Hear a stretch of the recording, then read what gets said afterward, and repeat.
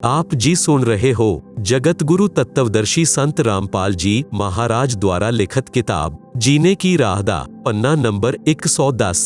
मलाहा ने नौका भेज के कबीर जी दे कोल लै जाके राजा दा आदेश सुनाया कि आप नू सिकंदर बादशाह याद कर रहे हन, आप चलो। परमेश्वर कबीर जी उस जहाज यानी वड्डी नौका विच बैठ के किनारे आए। राजा सिकंदर ने फिर गिरफ्तार करवा के हथ पैर बन के खूनी हाथी कोलों मरवाउण दी आग्या कर दित्ती। चारों पासे जनता खड़ी सी, सिकंदर उच्चे स्थान उत्ते बैठे सन। परमात्मा नू बन जूड़ के पृथ्वी उत्ते पा के रखिया सी। महावत यानी हाथी दे ड्राइवर ने हाथी नू शराब पिलाई अते कबीर जी नू कुचल के मरवाउण दे लई कबीर जी दे वल वधिया। कबीर जी ने अपने कोल एक बब्बर शेर खड़ा दिखा दिता। ਉਹ ਕੇਵਲ ਹਾਥੀ ਨੂੰ ਦਿਖਾਈ ਦਿੱਤਾ। ਹਾਥੀ ਚਿੰਗਾੜ ਮਾਰ ਕੇ ਡਰ ਦੇ ਮਾਰੇ ਵਾਪਸ ਭੱਜ ਗਿਆ। ਮਹਾਵਤ ਨੂੰ ਨੌਕਰੀ ਦਾ ਡਰ ਸਤਾਉਣ ਲੱਗਾ। ਹਾਥੀ ਨੂੰ ਪਾਲੇ ਮਾਰ ਕੇ ਕਬੀਰ ਜੀ ਦੀ ਵੱਲ ਲੈ ਜਾਣ ਲੱਗਿਆ, ਪਰੰਤੂ ਹਾਥੀ ਉਲਟਾ ਭੱਜੇ। ਫਿਰ ਪੀਲਵਾਨ ਯਾਨੀ ਮਹਾਵਤ ਨੂੰ ਵੀ ਸ਼ੇਰ ਖੜਾ ਦਿਖਾਈ ਦਿੱਤਾ ਤਾਂ ਡਰ ਦੇ ਮਾਰੇ ਉਸ ਦੇ ਹੱਥ ਤੋਂ ਅੰਕੁਸ਼ ਡਿੱਗ ਗਿਆ। ਹਾਥੀ ਭੱਜ ਗਿਆ। ਪਰਮੇਸ਼ਵਰ ਕਬੀਰ ਜੀ ਦੇ ਬੰਧਨ ਟੁੱਟ ਗਏ। कबीर जी खड़े होए ते अंगड़ाई लई तां लंबे वध गए। सिर आसमान नू छूंहदा दिखाई देण लगा, प्रकाशवान शरीर दिखाई देण लगा। सिकंदर राजा पै नाल कंबदा होया परमेश्वर कबीर जी दे चरनां विच डिग गया। खिमा याचना कीती ते कहा कि आप परमेश्वर हो, मेरी जान बख्शो, मेरे तो भारी भुल होई है। मैं हुण आप नू पहचान गया हां, आप खुद अल्लाह पृथ्वी उत्ते आए हो। फिर परमेश्वर कबीर जी काशी नगर विच आए ते उसी गणिका दे मकान दे चौंक विच बैठ गए। लड़की परमात्मा दे चरण दबा रही सी। परमेश्वर कबीर जी दे पैर अपनियां साथला यानी गोडिया तो उपर दी टंग उत्ते रख लए। इन्हां बाणियां दा शब्द अर्थ उपर संखेप विच कीता है। बाणी संख्या 726 तो 741 तक। फिर गणिका कै संग चले, शीशी भरी शराब। गरीबदास उस पुरी में जुलाहा पया खराब। तारी बाजीपुरी में पिशट जुलहदी नीच। गरीबदास गणिका सजी दहो संतो कैवीच। गावत बैन बिलासपद गंगाजल पीवंत। गरीबदास विहल पये मतवालै कुमंत। पड़वा पड़वा सब कहे कोई ना जाने खोज। दास गरीब कबीर करम बांटत शिरका बोझ। देखो गणिका संग लई कहते कौम 36। गरीबदास इस जुलहदी का दर्शन आन हदीस। शाह सिकंदर को सुनी पिशट हुए दो संत। गरीबदास चारों वरण उठी लागे सब पंथ। चार वरण छठ आश्रम दोनों दीन खुशहाल। गरीबदास हिंदू तुर्क पड़िया शहर गल जाल। शाह सिकंदर कह गए सुनी कबले अरदास। गरीबदास तलबा हुई पकड़े दोनों दास। कहो कबीर यह कया किया गणिका लीन ही संग। गरीबदास भूले भक्ति पर्या भजन में पंग। सुनो सिकंदर बादशाह हमरी अर्ज आवाज। गरीबदास व राखिशी जिन जो साजया साज। जड़ियान तौक जंजीर गल शाह सिकंदर आप। गरीबदास पद लीन है तारी अजपा जाप। हाथों जड़ी हथकड़ी पग बेड़ी पहराए। गरीबदास बीच गंग में तहां दीना छिटकाए। चढ़े गए तौक जंजीर सब लागे किनारे आए। गरीबदास देखे खलक सियो काजी बादशाह। नीचे नीचे गंगाजल ऊपर आसन थीर। गरीबदास बूढ़े नहीं बैठे अदर कबीर। जो हचर्ज कैसा पया देखे दोनों दीन। गरीबदास काजी कहे बांदी दया जल सीन। गल में फांसी डार करी बांदो शिला सुधारे। गरीबदास जो जुलहदी जब बूढ़े गंगतार। आप जी सुन रहे हो जगत गुरु तत्वदर्शी संत रामपाल जी महाराज द्वारा लिखित किताब जीने की राह दा पन्ना नंबर 111। शिला तरी जब नाव में बांदी गले कबीर। गरीबदास फंद टूट के ना डूबे जलनीर। शिला चली शाहौर को देखत काशी ख्याल। गरीबदास कबीर का आसन अदर हमाल। तीर बाण गोली चले तोप रह कलियो शोर। गरीबदास उस जुलहदी कह गई एक नहीं और। अदर तार गोले बहे जल के बीच गबाक। गरीबदास उस जुलहदी पर शास्त्र छूटे लाख। तोप रैकले सब चले तीर बाण कमान। गरीबदास व जुलहदी जल पर रहे अमान। अदरी तार अपार गति जल पर लगी समाधि। गरीबदास निज ब्रह्मपद खेलै नादे अनादे। जुलम हुआ बूढ़े नहीं शस्त्र लागे ना बाण। गरीबदासीब कौन गति कैसे लीजै प्राण। लगी समाधि अगाध में बिचरे काशी गंग। गरीबदास किलोल सर छूहैन चरण तरंग। चयार पर गोले बगे तमी मुल्क मैदान। गरीबदास पोखर सूखे रहे कबीर अमान। अपनी करनी सब करी थाके दोनों दीन, गरीब दास अब जुलहदी पैठी गए जलमीन।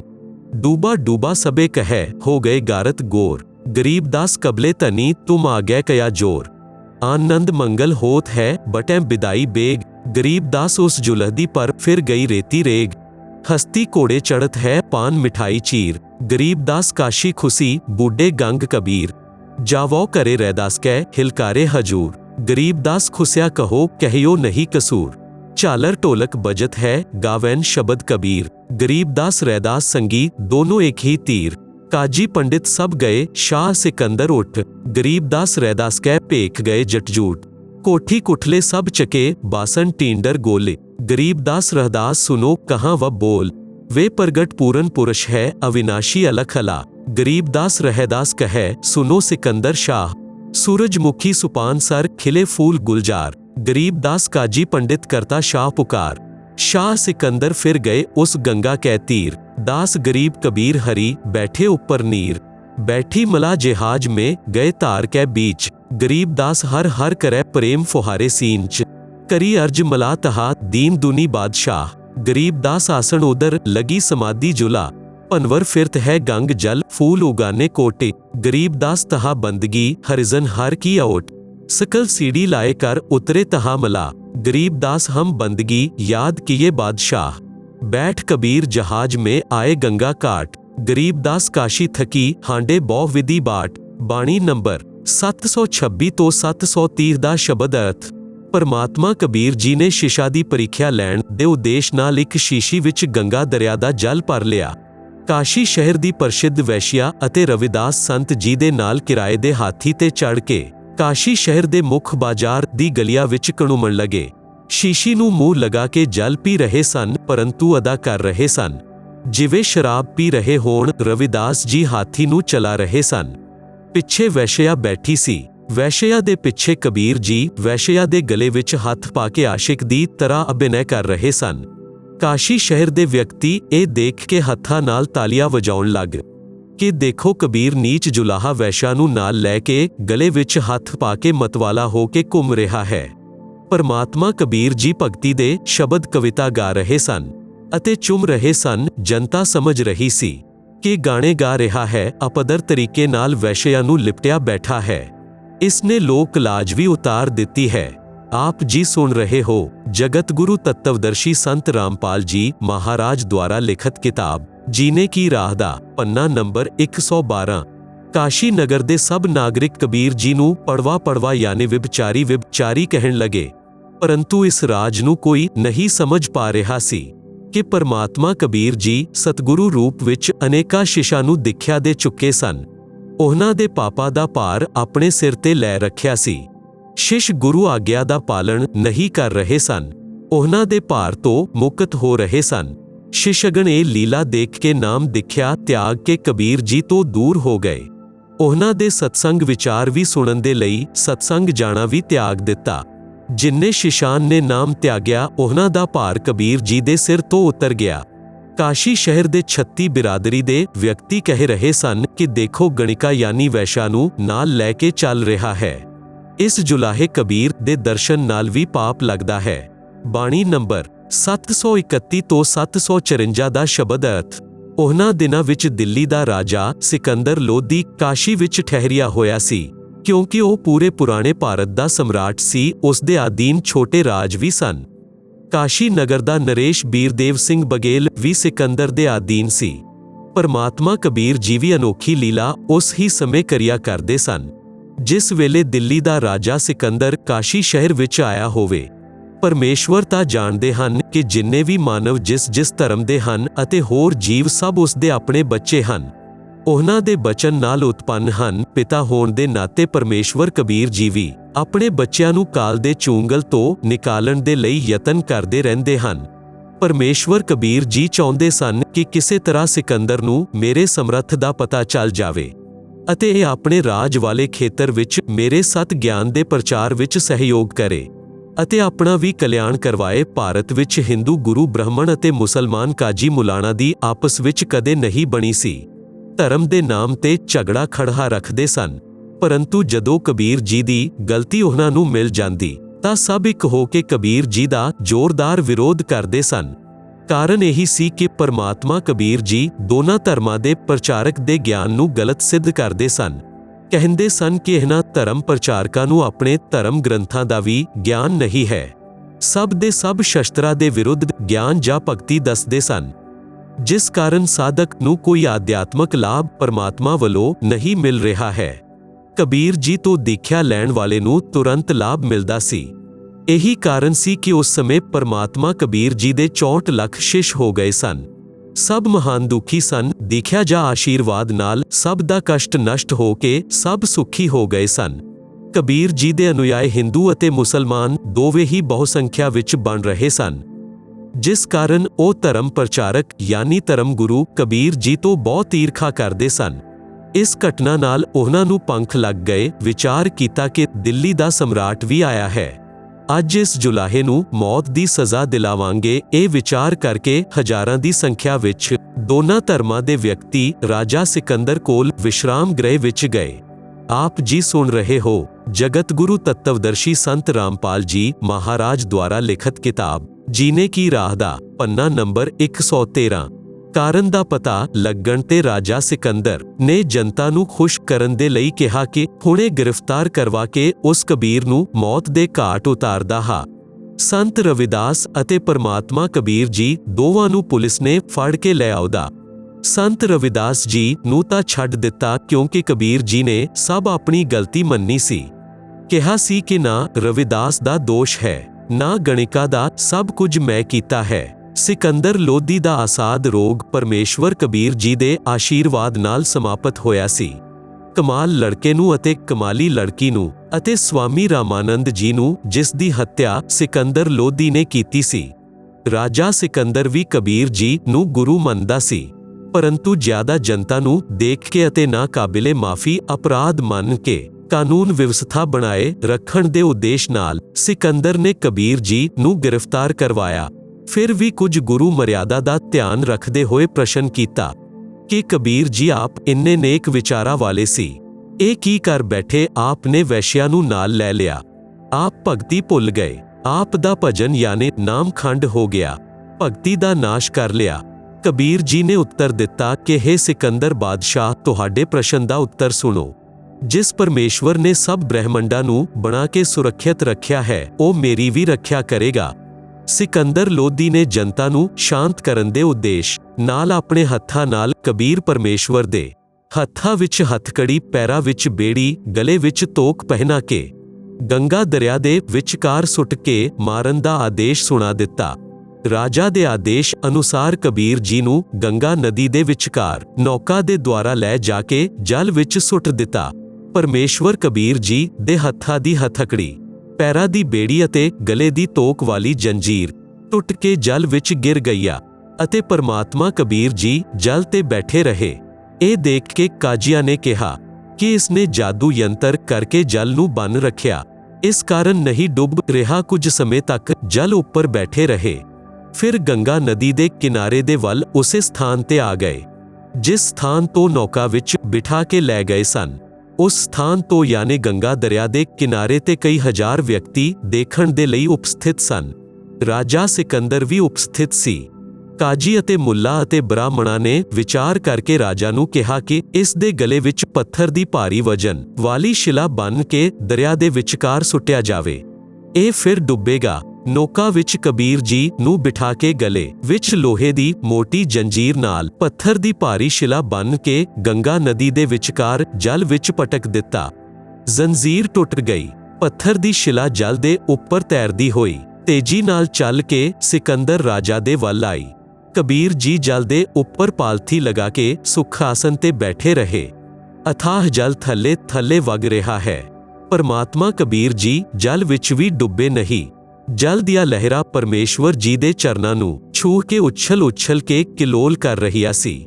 ਰਾਜਾ ਨੇ ਆਦੇਸ਼ ਦਿੱਤਾ ਕਿ ਤੀਰ ਮਾਰ ਕੇ ਇਸ ਦਾ ਅੰਤ ਕਰ ਦੇਵੋ।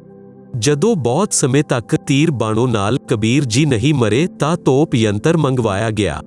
ਤੋਪ ਦੇ ਗੋਲੇ ਅਤੇ ਤੀਰ ਦੋਵੇਂ ਹੀ ਛੱਡੇ ਗਏ, ਪਰੰਤੂ ਇੱਕ ਵੀ ਪਰਮੇਸ਼ਵਰ ਦੇ ਕੋਲ ਨਹੀਂ ਗਿਆ।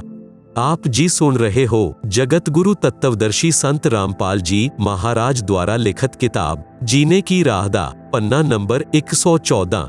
कोई गोले उस ही किनारे दे कोल दरिया विच गिरे, कोई दूर गिरे, कई तोप दे गोले ता दूर तलाबा विच गिरे, जिन्ना दा जल ही सुक गया। तोप दे कुछ गोले आस पास गिर रहे सन। परमात्मा कबीर जी दे कोल एक भी तीर बाण जा गोला नहीं गया। ਇਹ ਕੋਸ਼ਿਸ਼ 4 ਪਹਿਰ यानी 12 ਘੰਟੇ ਤੱਕ ਚੱਲੀ, ਪਰੰਤੂ ਕਬੀਰ ਜੀ ਨਹੀਂ ਮਰੇ। ਪੂਰਨ ਪਰਮਾਤਮਾ ਕਬੀਰ ਜੀ ਅਵਿਨਾਸ਼ੀ ਹਨ। ਅਵਿਨਾਸ਼ੀ ਨੂੰ ਕੌਣ ਮਾਰ ਸਕਦਾ ਹੈ? ਉਹ ਜਨਤਾ ਨੂੰ ਲੀਲਾ ਦੇ ਜ਼ਰੀਏ ਆਪਣੀ ਸਮਰੱਥਾ ਦਿਖਾ ਰਹੇ ਸਨ, ਪਰੰਤੂ ਕਾਲ ਬ੍ਰਹਮ ਨੇ ਬੁੱਧੀ ਹਰ ਰੱਖੀ ਸੀ। ਕਿਸੇ ਦੇ ਵੀ ਸੋਚ ਸਮਝ ਵਿੱਚ ਇਹ ਗੱਲ ਨਹੀਂ ਆਈ ਕਿ ਇਹ ਆਮ ਆਦਮੀ ਨਹੀਂ ਹੈ। ਜਦੋਂ ਰਾਜਾ ਅਤੇ ਪ੍ਰਜਾ ਨੇ ਸਭ ਕੋਸ਼ਿਸ਼ ਕਰ ਲਈ ਤਾਂ ਕਹਿਣ ਲੱਗੇ ਇਸ ਨੂੰ ਕਿਵੇਂ ਮਾਰਿਆ ਜਾਵੇ। ਜਦੋਂ ਸਭ ਜ਼ੁਲਮ ਕਰਕੇ ਥੱਕ ਗਏ, ਫਿਰ ਪਰਮਾਤਮਾ ਕਬੀਰ ਜੀ ਗੰਗਾ ਨਦੀ ਦੇ ਜਲ ਵਿੱਚ ਗੋਤਾ ਲਾ ਗਏ। ਉਪਸਥਿਤ ਜਨਤਾ ਅਤੇ ਰਾਜਾ ਨੇ ਮੰਨ ਲਿਆ ਕਿ ਕਬੀਰ ਜਲ ਵਿੱਚ ਡੁੱਬ ਕੇ ਮਰ ਗਿਆ। ਇਸ ਦੀ ਲਾਸ਼ ਉੱਤੇ ਰੇਤ ਜਾਂ ਗਾਰਾ ਫਿਰ ਗਿਆ। ਕਬੀਰ ਜੀ ਦੇ ਮਰਨ ਦੀ ਖੁਸ਼ੀ ਵਿੱਚ ਲੋਕ ਢੋਲ ਵਜਾਉਣ ਲੱਗੇ, ਨੱਚਣ ਗਾਉਣ ਲੱਗੇ ਅਤੇ ਮਿਠਾਈ ਵੰਡਣ ਲੱਗੇ। ਰਾਜਾ ਵਿਸ਼ਰਾਮ ਗ੍ਰਹਿ ਵਿੱਚ ਚਲਾ ਗਿਆ। ਕਾਜੀ, ਮੁੱਲਾ ਅਤੇ ਪੰਡਿਤਜਨ ਮਿਲ ਕੇ ਰਵਿਦਾਸ ਦੇ ਘਰ ਗਏ। ਉੱਥੇ ਉਹਨਾਂ ਨੂੰ ਅੰਦਰੋਂ ਕਬੀਰ ਜੀ ਦੀ ਆਵਾਜ਼ ਸੁਣਾਈ ਦਿੱਤੀ। ਉਹ ਪਰਮਾਤਮਾ ਦੀ ਮਹਿਮਾ ਦੇ ਸ਼ਬਦ ਯਾਨੀ ਕਵਿਤਾ ਗਾ ਰਹੇ ਸਨ। ਰਵਿਦਾਸ ਜੀ ਨੂੰ ਦੱਸਣ ਗਏ ਸੀ ਕਿ ਜਿਸ ਨੂੰ ਆਪ ਅਵਿਨਾਸ਼ੀ ਕਹਿੰਦੇ ਸੀ, ਉਹ ਕਬੀਰ ਮਰ ਗਿਆ। ਘਰ ਦੇ ਅੰਦਰ ਗਏ ਤਾਂ ਕਬੀਰ ਜੀ ਰਵਿਦਾਸ ਜੀ ਦੇ ਨਾਲ ਬੈਠੇ ਸਨ।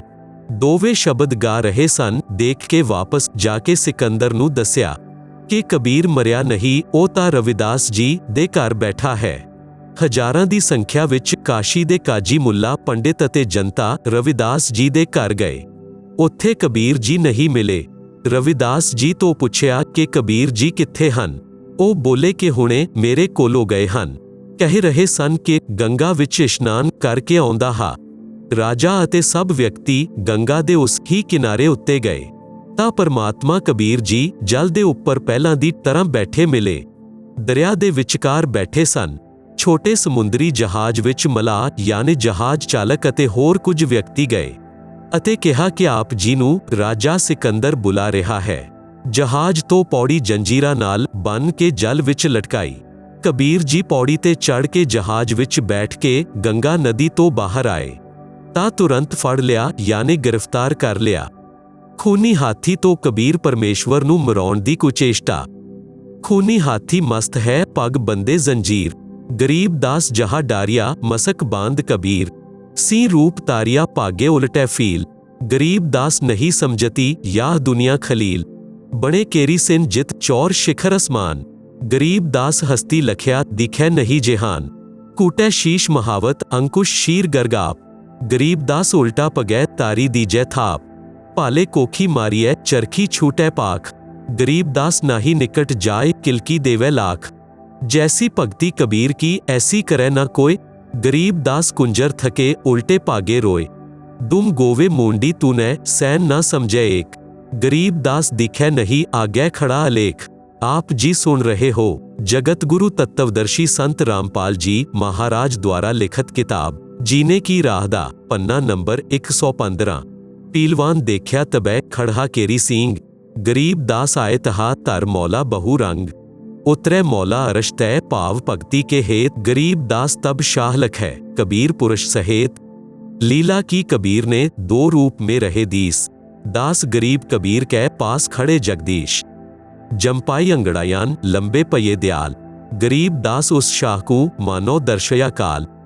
कोटि चंद्र शशि पान मुख, गिरद कुंड मुंड दुम लील। गरीब दास तहा ना टिके, पागी गए रनफील। नायन लाल पौ पीत है, डूंगर नक पहाड़। गरीब दास उस शाह को सिन रूप दीदार। मस्तक शिखर स्वर्ग लग, दीर्घ देह बिलंद। गरीब दास हर उतरे, काटन जम के फंद। गिरद नाभि निर्भय कला, दूंद करे नाही कोय। गरीब दास त्रिलोकी में, गाज तास की होय। ज्यो नरसिंह प्रहलाद कै, यू व नरसिंह एक। गरीब दास हर आया, राखण जन की टेक। बार बार सताए कर, मस्तक लीना पार। गरीब दास शाह यौ कहे, बक्सो ईब की टेक। तहा सिन ल्योलीन हुआ, परचाइब की वार। गरीब दास शाह यौन कहे अला दिया दीदार। सुन काशी के पंडितों काजी मुल्ला पीर, गरीब दास इसके चरण ल्यो अला अलख कबीर। यो कबीर अल्लाह है उतरे काशी ताम, गरीब दास शाह ज्यो कहे चगर मुए बेकाम। काजी पंडित रूठिया इस त्याग्या यो देश, गरीब दास छड़दल कहे जादू सिर हमेश।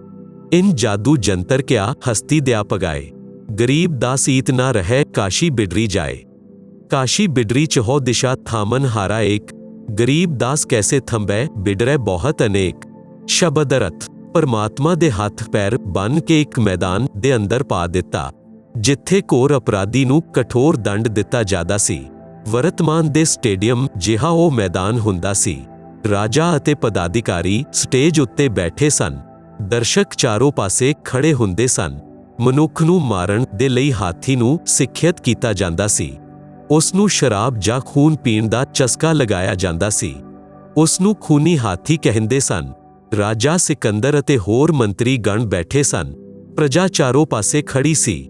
ਖੂਨੀ ਹਾਥੀ ਨੂੰ ਮਹਾਵਤ ਯਾਨੀ ਹਾਥੀ ਨੂੰ ਵਸ਼ ਕਰਕੇ ਚਲਾਉਣ ਵਾਲਾ ਵਿਅਕਤੀ ਕਬੀਰ ਜੀ ਦੇ ਵੱਲ ਮਾਰਨ ਦੇ ਲਈ ਲੈ ਆਇਆ ਤਾਂ ਪਰਮੇਸ਼ਵਰ ਕਬੀਰ ਜੀ ਨੇ ਇੱਕ ਸਿੰਘ ਦਾ ਰੂਪ ਦਿਖਾਇਆ ਜੋ ਕੇਵਲ ਹਾਥੀ ਨੂੰ ਦਿਖਾਈ ਦੇ ਰਿਹਾ ਸੀ। ਹਾਥੀ ਨੇ ਸ਼ਰਾਬ ਪੀ ਰੱਖੀ ਸੀ। ਸਿੰਘ ਨੂੰ ਦੇਖ ਕੇ ਡਰ ਦੇ ਕਾਰਨ ਉਲਟਾ ਭੱਜ ਲਿਆ। ਮਹਾਵਤ ਨੇ ਹਾਥੀ ਨੂੰ ਪਾਲਿਆਂ ਨਾਲ ਮਾਰਿਆ, ਪਰੰਤੂ ਕਬੀਰ ਜੀ ਦੇ ਵੱਲ ਹਾਥੀ ਨਹੀਂ ਗਿਆ। ਪਰਮਾਤਮਾ ਕਬੀਰ ਜੀ ਨੇ ਮਹਾਵਤ ਨੂੰ ਵੀ ਸਿੰਘ ਖੜਾ ਦਿਖਾ ਦਿੱਤਾ। ਮਹਾਵਤ ਵੀ ਡਰ ਕੇ ਹਾਥੀ ਤੋਂ ਡਿੱਗ ਗਿਆ। ਹਾਥੀ ਭੱਜ ਗਿਆ। ਪਰਮਾਤਮਾ ਕਬੀਰ ਜੀ ਦੇ ਬੰਧਨ ਟੁੱਟ ਗਏ ਅਤੇ ਖੜੇ ਹੋ ਗਏ। ਖੜਾ ਹੋ ਕੇ ਅੰਗੜਾਈ ਲਈ ਅਤੇ ਜੰਬਾਈ ਯਾਨੀ ਉਬਾਸੀ ਲਈ ਬਹੁਤ ਲੰਬੇ ਹੋ ਗਏ। ਸਿਰ ਆਕਾਸ਼ ਨੂੰ ਛੂਹ ਰਿਹਾ ਸੀ। ਸਰੀਰ ਤੋਂ ਅਸੰਖਾ ਸੂਰਜ ਦਾ ਪ੍ਰਕਾਸ਼ ਨਿਕਲ ਰਿਹਾ ਸੀ। ਇਹ ਕੇਵਲ ਰਾਜਾ ਸਿਕੰਦਰ ਨੂੰ ਦਿਖਾਈ ਦਿੱਤਾ। ਰਾਜਾ ਡਰ ਕੇ ਖੜਾ ਹੋ ਕੇ ਮੈਦਾਨ ਵਿੱਚ ਆਇਆ ਅਤੇ ਕਿਹਾ ਕਿ ਮੇਰੀ ਜਾਨ ਬਖਸ਼ ਦੇਵੋ, ਮੇਰੇ ਤੋਂ ਬੜੀ ਵੱਡੀ ਗਲਤੀ ਹੋ ਗਈ ਹੈ। ਮੈਨੂੰ ਪਰਮਾਤਮਾ ਦਾ ਦਰਸ਼ਨ ਹੋ ਗਿਆ ਹੈ। ਜਨਤਾ ਨੂੰ ਰਾਜਾ ਨੇ ਕਿਹਾ ਕਿ ਇਹ ਅੱਲਾਹੁ ਅਕਬਰ ਹੈ, ਕਬੀਰ ਰੂਪ ਵਿੱਚ ਪ੍ਰਿਥਵੀ ਤੇ ਆਇਆ ਹੈ। ਇਸ ਦੇ ਚਰਨ ਛੂਹ ਕੇ ਆਪਣਾ ਕਲਿਆਣ ਕਰਵਾ ਲਵੋ। ਪਰੰਤੂ ਕਰਮਹੀਣ ਕਾਜੀ ਮੂਲਾ ਅਤੇ ਪੰਡਿਤ ਕਹਿਣ ਲੱਗੇ ਕਿ ਕਬੀਰ ਨੇ ਜਾਦੂ ਯੰਤਰ ਕਰਕੇ ਹਾਥੀ ਨੂੰ ਭਜਾ ਦਿੱਤਾ ਹੈ।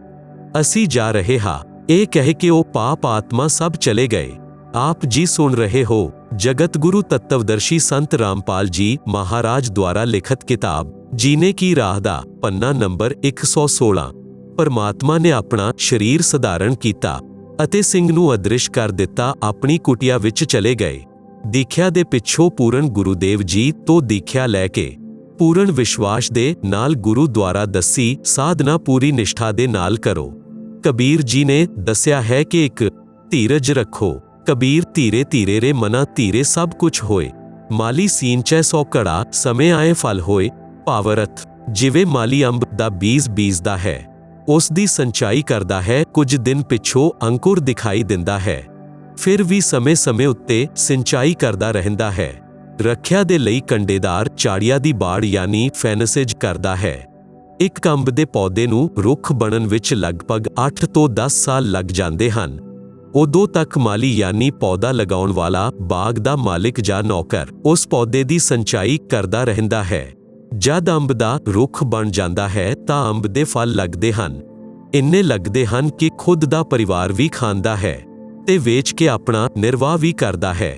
ਇਸ ਹੀ ਪ੍ਰਕਾਰ ਭਗਤੀ ਨਾਮ ਰੂਪੀ ਬੀਜ ਨੂੰ ਬੀਜ ਕੇ ਪੌਦੇ ਦੀ ਤਰ੍ਹਾਂ ਧੀਰੇ ਧੀਰੇ ਭਗਤੀ ਰੂਪੀ ਰੁੱਖ ਬਣਨ ਤੋਂ ਮਗਰੋਂ ਸੁੱਖਾਂ ਦਾ ਅੰਬਾਰ ਲੱਗ ਜਾਏਗਾ। ਜਿਵੇਂ ਅੰਬ ਦੇ ਰੁੱਖ ਨੂੰ ਕਈ ਟਨ ਅੰਬ ਲੱਗੇ, ਖਾਧੇ ਅਤੇ ਵੇਚ ਕੇ ਧਨ ਕਮਾਇਆ। ਇਸ ਪ੍ਰਕਾਰ ਭਗਤ ਨੂੰ ਧੀਰਜ ਰੱਖਣਾ ਚਾਹੀਦਾ ਹੈ। ਧੀਰੇ ਧੀਰੇ ਭਗਤੀ ਦਾ ਪਰਿਣਾਮ ਆਉਣ ਲੱਗੇਗਾ। 2. ਵਿਸ਼ਵਾਸ। ਪਰਮਾਤਮਾ ਦੀ ਭਗਤੀ ਦਾ ਲਾਭ ਉਸੇ ਨੂੰ ਹੁੰਦਾ ਹੈ ਜੋ ਪਰਮਾਤਮਾ ਦੀ ਮਹਿਮਾ ਉੱਤੇ ਪੂਰਨ ਵਿਸ਼ਵਾਸ ਰੱਖਦਾ ਹੈ। ਪਰਮਾਤਮਾ ਦੇ ਲਈ ਕੁਝ ਵੀ ਅਸੰਭਵ ਨਹੀਂ ਹੈ। ਇੱਕ ਨਗਰ ਦੇ ਬਾਹਰ ਜੰਗਲ ਵਿੱਚ 2 ਮਹਾਤਮਾ ਸਾਧਨਾ ਕਰ ਰਹੇ ਸਨ। ਇੱਕ 40 ਸਾਲ ਤੋਂ ਘਰ ਤਿਆਗ ਕੇ ਸਾਧਨਾ ਕਰ ਰਿਹਾ ਸੀ। ਦੂਸਰਾ ਹੁਣ 2 ਸਾਲ ਤੋਂ ਸਾਧਨਾ ਕਰਨ ਲੱਗਾ ਸੀ। ਪਰਮਾਤਮਾ ਦੇ ਦਰਬਾਰ ਤੋਂ ਇੱਕ ਦੇਵਦੂਤ ਪ੍ਰਤੀਦਿਨ ਕੁਝ ਸਮੇਂ ਉਹਨਾਂ ਦੋਨਾਂ ਸਾਧਕਾਂ ਦੇ ਕੋਲ ਬਤੀਤ ਕਰਦਾ ਸੀ। ਦੋਨਾਂ ਸਾਧਕਾਂ ਦੇ ਆਸ਼ਰਮ ਪਿੰਡ ਦੇ ਪੂਰਬ ਤੇ ਪੱਛਮ ਵਿੱਚ ਸੀ। ਵੱਡੇ ਦਾ ਸਥਾਨ ਪੱਛਮ ਵਿੱਚ ਤੇ ਛੋਟੇ ਦਾ ਸਥਾਨ ਪਿੰਡ ਦੇ ਪੂਰਬ ਵਿੱਚ ਜੰਗਲ ਵਿੱਚ ਸੀ। ਦੇਵਦੂਤ ਪ੍ਰਤੀਦਿਨ ਇੱਕ ਘੰਟਾ ਦੋਨੋਂ ਦੇ ਕੋਲ ਬੈਠਦਾ, ਪਰਮਾਤਮਾ ਦੀ ਚਰਚਾ ਚੱਲਦੀ। ਦੋਨੋਂ ਸਾਧਕਾਂ ਦਾ ਚੰਗਾ ਸਮੇਂ ਬਤੀਤ ਹੁੰਦਾ। ਇੱਕ ਦਿਨ ਦੇਵਦੂਤ ਨੇ ਭਗਵਾਨ ਵਿਸ਼ਨੂੰ ਜੀ ਨੂੰ ਕਿਹਾ ਕਿ ਭਗਵਾਨ ਕਪਿਲਾ ਨਗਰੀ ਦੇ ਬਾਹਰ ਆਪ ਦੇ ਦੋ ਪਰਮ ਭਗਤ ਰਹਿੰਦੇ ਹਨ। ਸ੍ਰੀ ਵਿਸ਼ਨੂੰ ਜੀ ਨੇ ਕਿਹਾ ਕਿ ਇੱਕ ਪਰਮ ਭਗਤ ਹੈ, ਦੂਸਰਾ ਤਾਂ ਬਣਾਵਟੀ ਭਗਤ ਹੈ।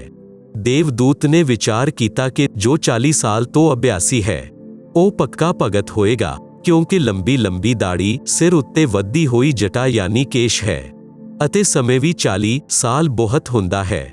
ਆਪ ਜੀ ਸੁਣ ਰਹੇ ਹੋ ਜਗਤ ਗੁਰੂ ਤੱਤਵਦਰਸ਼ੀ ਸੰਤ ਰਾਮਪਾਲ ਜੀ ਮਹਾਰਾਜ ਦੁਆਰਾ ਲਿਖਤ ਕਿਤਾਬ ਜੀਨੇ ਕੀ ਰਾਹ ਦਾ ਪੰਨਾ ਨੰਬਰ 117। ਦੇਵਦੂਤ ਬੋਲਿਆ ਕਿ हे ਪ੍ਰਭੂ, ਜੋ 40 ਸਾਲ ਤੋਂ ਆਪ ਦੀ ਭਗਤੀ ਕਰ ਰਿਹਾ ਹੈ ਉਹ ਹੋਵੇਗਾ ਪਰਮ ਭਗਤ। ਪ੍ਰਭੂ ਨੇ ਕਿਹਾ ਨਹੀਂ, ਦੂਸਰਾ ਜੋ 2 ਸਾਲ ਤੋਂ ਸਾਧਨਾ ਵਿੱਚ ਲੱਗਿਆ ਹੈ। ਪ੍ਰਭੂ ਨੇ ਕਿਹਾ ਕਿ ਦੇਵਦੂਤ, ਮੇਰੀ ਗੱਲ ਉੱਤੇ ਵਿਸ਼ਵਾਸ ਨਹੀਂ ਹੋਇਆ।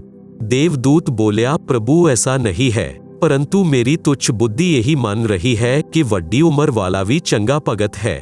ਸ੍ਰੀ ਵਿਸ਼ਨੂੰ ਜੀ ਨੇ ਕਿਹਾ ਕਿ ਕੱਲ ਆਪ ਦੇਰ ਤੋਂ ਪ੍ਰਿਥਵੀ ਉੱਤੇ ਜਾਣਾ, ਦੋਨੋਂ ਹੀ ਦੇਰ ਨਾਲ ਆਉਣ ਦਾ ਕਾਰਨ ਪੁੱਛਣਗੇ ਤਾਂ ਆਪ ਦੱਸਣਾ ਕਿ ਅੱਜ ਪ੍ਰਭੂ ਜੀ ਨੇ ਹਾਥੀ ਨੂੰ ਸੂਈ ਦੇ ਨੱਕੇ ਤੋਂ ਕੱਢਣਾ ਸੀ, ਉਹ ਲੀਲਾ ਦੇਖ ਕੇ ਆਇਆ ਹਾਂ, ਇਸ ਲਈ ਆਉਣ ਵਿੱਚ ਦੇਰੀ ਹੋ ਗਈ।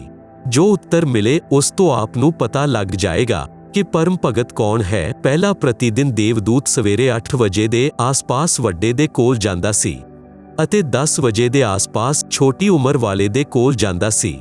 ਅਗਲੇ ਦਿਨ ਵੱਡੀ ਵਾਲੇ ਦੇ ਕੋਲ ਦਿਨ ਦੇ 12 ਵਜੇ ਪਹੁੰਚਿਆ।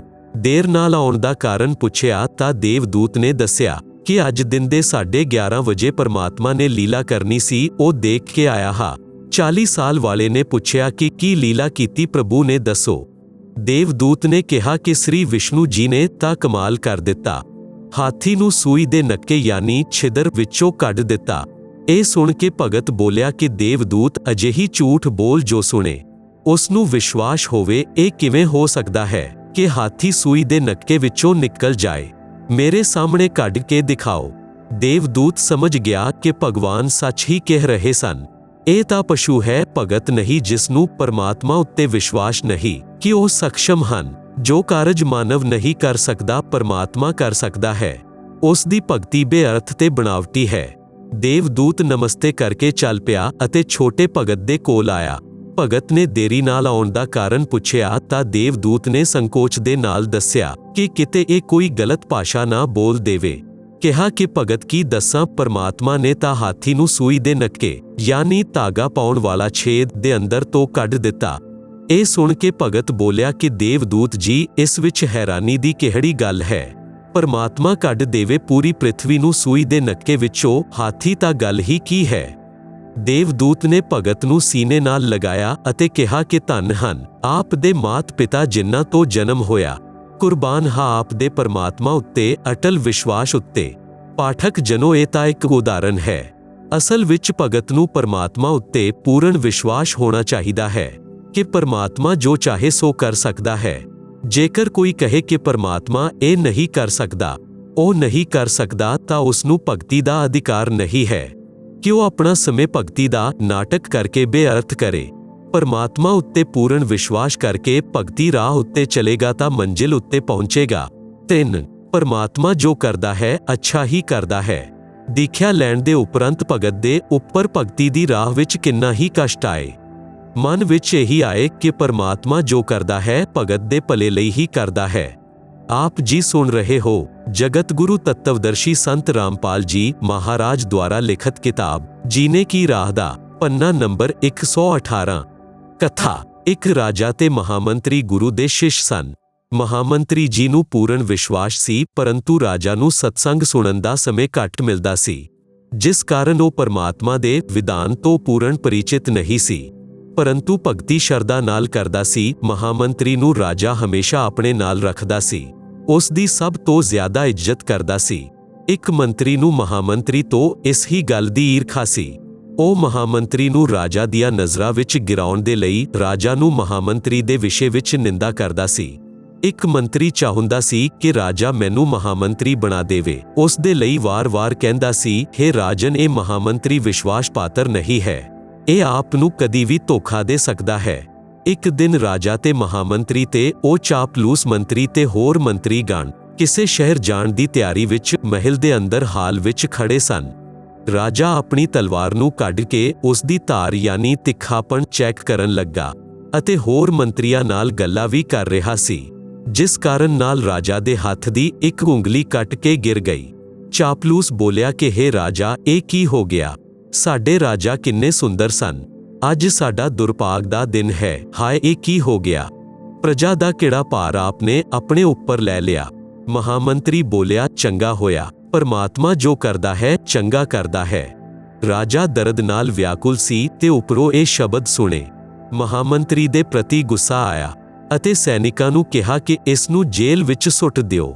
ਐਸਾ ਹੀ ਕੀਤਾ ਗਿਆ। ਚਾਪਲੂਸ ਚੁਗਲਖੋਰ ਨੂੰ ਮਹਾਮੰਤਰੀ ਨਿਯੁਕਤ ਕਰ ਲਿਆ। ਉਂਗਲੀ ਦਾ ਉਪਚਾਰ ਕਰਾਇਆ। 6 ਮਹੀਨੇ ਵਿੱਚ ਉਂਗਲੀ ਦਾ ਘਾਵ ਭਰ ਕੇ ਠੀਕ ਹੋ ਗਿਆ। ਕੋਈ ਦਰਦ ਨਹੀਂ ਰਿਹਾ। ਹੁਣ ਰਾਜਾ ਦੇ ਸੱਜੇ ਹੱਥ ਵਿੱਚ 3 ਉਂਗਲੀਆਂ ਅਤੇ ਇੱਕ ਅੰਗੂਠਾ ਬਚਿਆ ਸੀ।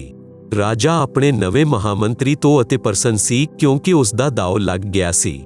ਉਹ ਰਾਜਾ ਨੂੰ ਕਹਿੰਦਾ ਸੀ ਕਿ ਹੇ ਰਾਜਨ, ਮੈਂ ਤਾਂ ਆਪ ਜੀ ਨੂੰ ਬਹੁਤ ਵਾਰ ਕਿਹਾ ਸੀ ਕਿ ਇਹ ਆਪ ਨੂੰ ਧੋਖਾ ਦੇਵੇਗਾ। ਉਸ ਦਿਨ ਆਪ ਨੇ ਆਪਣੇ ਕੰਨੀ ਸੁਣ ਲਿਆ ਕਿ ਉਹ ਬੋਲਿਆ ਕਿ ਉਂਗਲੀ ਕੱਟ ਗਈ ਤਾਂ ਚੰਗਾ ਹੋਇਆ। ਉਹ ਤਾਂ ਆਪ ਜੀ ਦੇ ਮਰਨ ਵਿੱਚ ਖੁਸ਼ ਸੀ, ਕਦੀ ਆਪ ਨੂੰ ਮਰਵਾ ਦਿੰਦਾ। ਰਾਜਾ ਉਸ ਚਾਪਲੂਸ ਦੀ ਗੱਲ ਨੂੰ ਸੱਚ ਮੰਨਣ ਲੱਗਾ ਸੀ। ਇੱਕ ਦਿਨ ਰਾਜਾ ਉਸ ਨਵੇਂ ਮਹਾਮੰਤਰੀ ਦੇ ਨਾਲ ਜੰਗਲ ਵਿੱਚ ਸ਼ਿਕਾਰ ਖੇਲਣ ਗਿਆ। ਦੋਨੋਂ ਜੰਗਲ ਵਿੱਚ ਗਹਿਰੇ ਚਲੇ ਗਏ। ਅੱਗੇ ਕੁਝ ਭੀਲ ਲੋਕ ਸਨ। ਉਹਨਾਂ ਨੇ ਉਹਨਾਂ ਦੋਨਾਂ ਨੂੰ ਫੜ ਲਿਆ ਅਤੇ ਆਪਣੇ ਪੁਰੋਹਿਤ ਦੇ ਕੋਲ ਲੈ ਗਏ। ਉਸ ਦਿਨ ਜੰਗਲੀ ਲੋਕਾਂ ਦਾ ਕੋਈ ਤਿਉਹਾਰ ਸੀ। ਇੱਕ ਵਿਅਕਤੀ ਨੂੰ ਕੱਟ ਕੇ ਦੇਵੀ ਦੀ ਭੇਟ ਚੜਾਉਣਾ ਸੀ। ਉਹਨਾਂ ਦੇ ਹੱਥ 2 ਲੱਗ ਗਏ। ਪੁਰੋਹਿਤ ਨੇ ਕਿਹਾ ਕਿ 2 ਲੈ ਆਏ ਹੋ ਤਾਂ ਦੋਨਾਂ ਦੀ ਹੀ ਬਲੀ ਚੜਾ ਦਿੰਦੇ ਹਾਂ। ਦੇਵੀ ਹੋਰ ਵੀ ਜ਼ਿਆਦਾ ਪ੍ਰਸੰਨ ਹੋ ਜਾਏਗੀ, ਪਰੰਤੂ ਪਹਿਲਾਂ ਇਹਨਾਂ ਦੀ ਜਾਂਚ ਕਰੋ ਕਿ ਕੋਈ ਅੰਗ ਭੰਗ ਨਾ ਹੋਵੇ, ਯਾਨੀ ਕਾਣਾ ਕੋਤਰਾ, ਹੱਥ ਜਾਂ ਉਂਗਲੀ ਕੱਟੀ ਨਾ ਹੋਵੇ। ਜਾਂਚ ਕੀਤੀ ਤਾਂ ਪਤਾ ਚੱਲਿਆ ਕਿ ਇੱਕ ਵਿਅਕਤੀ ਦੇ ਹੱਥ ਦੀ ਇੱਕ ਉਂਗਲੀ ਕੱਟੀ ਹੈ। ਪੁਰੋਹਿਤ ਨੇ ਕਿਹਾ ਕਿ ਇਸ ਨੂੰ ਛੱਡ ਦਿਓ, ਦੂਸਰਾ ਠੀਕ ਹੈ ਤਾਂ ਇਸ ਦੀ ਗਰਦਨ ਕੱਟ ਦਿਓ। ਉਸ ਹੀ ਸਮੇਂ ਰਾਜਾ ਨੂੰ ਛੱਡ ਦਿੱਤਾ ਅਤੇ ਚਾਪਲੂਸ ਮਹਾਮੰਤਰੀ ਦੀ ਗਰਦਨ ਰਾਜਾ ਦੇ ਸਾਹਮਣੇ ਹੀ ਕੱਟ ਦਿੱਤੀ ਅਤੇ ਦੇਵੀ ਨੂੰ ਭੇਟ ਕਰ ਦਿੱਤੀ। ਆਪ ਜੀ ਸੁਣ ਰਹੇ ਹੋ ਜਗਤ ਗੁਰੂ ਤत्वदर्शी संत रामपाल जी महाराज द्वारा लिखित किताब जीने की राह दा पन्ना नंबर 119। राजा चल पिया ਅਤੇ ਆਪਣੇ महल ਵਿੱਚ ਆਇਆ। ਸਿੱਧਾ ਜੇਲ੍ਹ ਵਿੱਚ ਗਿਆ ਅਤੇ ਮਹਾਮੰਤਰੀ ਨੂੰ ਰਿਹਾ ਕੀਤਾ। ਰਾਜਾ ਨੇ ਮਹਾਮੰਤਰੀ ਨੂੰ ਸੀਨੇ ਨਾਲ ਲਗਾਇਆ ਅਤੇ ਕਿਹਾ ਕਿ ਜਦੋਂ ਮੇਰੇ ਹੱਥ ਦੀ ਉਂਗਲੀ ਕੱਟੀ ਸੀ ਅਤੇ ਆਪ ਨੇ ਕਿਹਾ ਸੀ ਕਿ ਚੰਗਾ ਹੋਇਆ। ਭਗਵਾਨ ਜੋ ਕਰਦਾ ਹੈ ਚੰਗਾ ਕਰਦਾ ਹੈ, ਉਹ ਸਹੀ ਗੱਲ ਹੈ। ਜੇਕਰ ਉਸ ਦਿਨ ਮੇਰੀ ਉਂਗਲੀ ਨਹੀਂ ਕੱਟੀ ਹੁੰਦੀ ਤਾਂ ਅੱਜ ਮੇਰੀ ਜਾਨ ਚਲੀ ਜਾਂਦੀ। ਭਗਵਾਨ ਨੇ ਚੰਗਾ ਕੀਤਾ। ਰਾਜਾ ਨੇ ਫਿਰ ਕਿਹਾ ਕਿ ਮੇਰੇ ਲਈ ਤਾਂ ਚੰਗਾ ਹੋਇਆ, ਪਰੰਤੂ ਆਪ ਨੂੰ 6 ਮਹੀਨੇ ਜੇਲ੍ਹ ਵਿੱਚ ਬਿਨਾਂ ਦੋਸ਼ ਕੱਟਣੇ ਪੈ ਗਏ। ਆਪ ਦੇ ਲਈ ਕੀ ਚੰਗਾ ਹੋਇਆ? ਮਹਾਮੰਤਰੀ ਬੋਲਿਆ ਕਿ ਅੱਜ ਮੈਂ ਜੇਲ੍ਹ ਵਿੱਚ ਨਾ ਹੁੰਦਾ ਤਾਂ ਆਪ ਦੇ ਨਾਲ ਜਾਂਦਾ। ਉੱਥੇ ਮੇਰੀ ਗਰਦਨ ਕੱਟਣੀ ਸੀ, ਮੇਰੀ ਮੌਤ ਹੋਣੀ ਸੀ। 6 ਮਹੀਨੇ ਦੀ ਕੈਦ ਨਾਲ ਮੇਰੀ ਜਾਨ ਬਚ ਗਈ। ਮੇਰੇ ਲਈ ਇਹ ਚੰਗਾ ਹੋਇਆ। ਇਸ ਪ੍ਰਕਾਰ ਭਗਤ ਨੂੰ ਪਰਮਾਤਮਾ ਉੱਤੇ ਵਿਸ਼ਵਾਸ ਕਰਕੇ ਆਪਣੇ ਜੀਵਨ ਦੇ ਸਫ਼ਰ ਉੱਤੇ ਚੱਲਣਾ ਹੈ। ਇੱਕ ਲੇਵਾ ਇੱਕ ਦੇਵਾ ਦੂਤਮ, ਕੋਈ ਕਿਸੇ ਦਾ ਪਿਤਾ ਨਾ ਪੂਤਮ। ਇੱਕ ਕਿਸਾਨ ਦੇ ਘਰ ਇੱਕ ਪੁੱਤਰ ਉਤਪੰਨ ਹੋਇਆ। ਪੁੱਤਰ 8 ਸਾਲ ਦਾ ਹੋਇਆ ਤਾਂ ਪਤਨੀ ਦੀ ਮ੍ਰਿਤਯੂ ਹੋ ਗਈ। ਕਿਸਾਨ ਦੇ ਕੋਲ 16 ਏਕੜ ਜ਼ਮੀਨ ਸੀ। ਕੁਝ ਸਾਲ ਪਿੱਛੋਂ ਕਿਸਾਨ ਨੇ ਦੂਸਰੀ ਸ਼ਾਦੀ ਕੀਤੀ। ਉਸ ਪਤਨੀ ਤੋਂ ਇੱਕ ਪੁੱਤਰ ਉਤਪੰਨ ਹੋਇਆ। ਕੁਝ ਸਾਲ ਪਿੱਛੋਂ ਉਸ ਪਤਨੀ ਦੀ ਵੀ ਮ੍ਰਿਤਯੂ ਹੋ ਗਈ। ਕਿਸਾਨ ਦਾ ਪਹਿਲੀ ਪਤਨੀ ਦਾ ਪੁੱਤਰ 16 ਸਾਲ ਦਾ ਹੋਇਆ। ਉਸ ਦਾ ਵਿਆਹ ਕਰ ਦਿੱਤਾ। ਕਿਸਾਨ ਦੀ ਵੀ ਮ੍ਰਿਤਯੂ ਹੋ ਗਈ। ਛੋਟਾ ਲੜਕਾ 10-12 ਸਾਲ ਦੀ ਉਮਰ ਵਿੱਚ ਰੋਗੀ ਹੋ ਗਿਆ। ਕੁਝ ਦਿਨ ਉਪਚਾਰ ਕਰਾਇਆ, ਫਿਰ ਵੱਡੇ ਭਾਈ ਯਾਨੀ ਮੌਸੀ ਦਾ ਬੇਟਾ ਨੇ ਤੇ ਉਸ ਦੀ ਪਤਨੀ ਨੇ ਵਿਚਾਰ ਕੀਤਾ ਕਿ ਉਪਚਾਰ ਉੱਤੇ ਕਿਉਂ ਖਰਚਾ ਕਰਨਾ। ਜੇਕਰ ਮਰ ਗਿਆ ਤਾਂ ਇਸ ਦੇ ਹਿੱਸੇ ਦੀ 8 ਏਕੜ ਜ਼ਮੀਨ ਸਾਡੇ ਹਿੱਸੇ ਰਹਿ ਜਾਏਗੀ। ਇਹ ਵਿਚਾਰ ਕਰਕੇ ਨਾਲ ਦੇ ਪਿੰਡੋਂ ਜੋ ਵੈਦ ਉਪਚਾਰ ਦੇ ਲਈ ਲਿਆਏ ਸੀ, ਉਸ ਨੂੰ ਕਿਹਾ ਕਿ ਇਸ ਲੜਕੇ ਨੂੰ ਔਸ਼ਧੀ ਵਿੱਚ ਜ਼ਹਿਰ ਮਿਲਾ ਕੇ ਦੇ ਦੇਵੋ, ਅਸੀਂ ਆਪ ਨੂੰ ਧਨ ਦੇ ਦੇਵਾਂਗੇ। 500 ਰੁਪਏ ਦੇ ਲਾਲਚ ਵਿੱਚ ਵੈਦ ਨੇ ਉਸ ਲੜਕੇ ਨੂੰ ਔਸ਼ਧੀ ਵਿੱਚ ਜ਼ਹਿਰ ਖਿਲਾ ਕੇ ਮਾਰ ਦਿੱਤਾ। ਪਿੰਡ ਵਾਲਿਆਂ ਨੂੰ ਦੱਸਿਆ ਗਿਆ ਕਿ ਰੋਗ ਦੇ ਕਾਰਨ ਮ੍ਰਿਤਯੂ ਹੋ ਗਈ। ਕਿਸੇ ਨੂੰ ਸ਼ੰਕਾ ਨਹੀਂ ਹੋਈ। ਬੱਚੇ ਦੀ ਮ੍ਰਿਤਯੂ ਰੋਗ ਦੇ ਕਾਰਨ ਹੋਈ ਮੰਨ ਲਈ। ਉਸ ਮੌਸੀ ਦੇ ਬੇਟੇ ਦੀ ਮ੍ਰਿਤਯੂ ਦੇ 1 ਸਾਲ ਪਿੱਛੋਂ ਵੱਡੇ ਭਾਈ ਨੂੰ ਪੁੱਤਰ ਹੋਇਆ। ਖੁਸ਼ੀ ਦਾ ਕੋਈ ਠਿਕਾਣਾ ਨਹੀਂ ਰਿਹਾ। ਬੱਚੇ ਦੇ ਜਨਮ ਦੀ ਖੁਸ਼ੀ ਵਿੱਚ ਜ਼ੀਮਨਵਾਰ ਯਾਨੀ ਲੰਗਰ ਕੀਤਾ। ਪੂਰੇ ਪਿੰਡ ਵਿੱਚ ਮਠਿਆਈ ਵੰਡੀ ਗਈ। ਉਸ ਦੇ ਪਿੱਛੋਂ ਕੋਈ ਸੰਤਾਨ ਨਹੀਂ ਹੋਈ। ਇਕਲੌਤੇ ਪੁੱਤਰ ਨੂੰ ਪ੍ਰੇਮ ਨਾਲ ਪਾਲਿਆ ਚੰਗਾ ਘਿਓ ਦੁੱਧ ਦਹੀਂ ਖਿਲਾ ਪਿਲਾ ਕੇ ਰਿਸ਼ਟ-ਪੁਸ਼ਟ ਕਰ ਦਿੱਤਾ। 16 ਸਾਲ ਦੀ ਉਮਰ ਵਿੱਚ ਵਿਆਹ ਕਰ ਦਿੱਤਾ। ਉਸ ਸਮੇਂ ਬਾਲ ਵਿਆਹ ਨੂੰ ਗਰਵ ਦੀ ਗੱਲ ਮੰਨਿਆ ਜਾਂਦਾ ਸੀ। ਉਹ ਲੜਕਾ ਰੋਗੀ ਹੋ ਗਿਆ। ਵੈਦ ਉੱਤੇ ਵੈਦ ਬੁਲਾਏ, ਮਹਿੰਗੇ ਤੋਂ ਮਹਿੰਗੀ ਔਸ਼ਧੀ ਖਿਲਾਈ, ਪਰੰਤੂ ਬੇਅਰਥ ਰਿਹਾ। ਉਸ ਸਮੇਂ 1 ਮਹੀਨੇ ਵਿੱਚ 1,000 ਦੀਆਂ ਔਸ਼ਧੀਆਂ ਖਿਲਾਈਆਂ ਗਈਆਂ।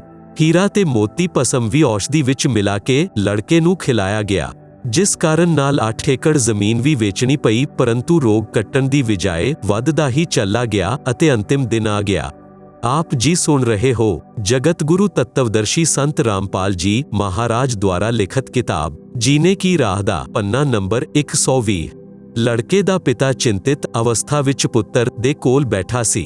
उस ही समय लड़का बोलिया, भाई साहिब एक काम कर। पिता ने कहा कि बेटा मैं तेरा पिता हा। लड़का बोलिया कि मैं तेरा ओ भाई हा जिसनू आपने जहर दे के मरवाया सी। मैं ही अपना बदला लैण आप दे पुत्तर दे रूप विच जन्मिया हा।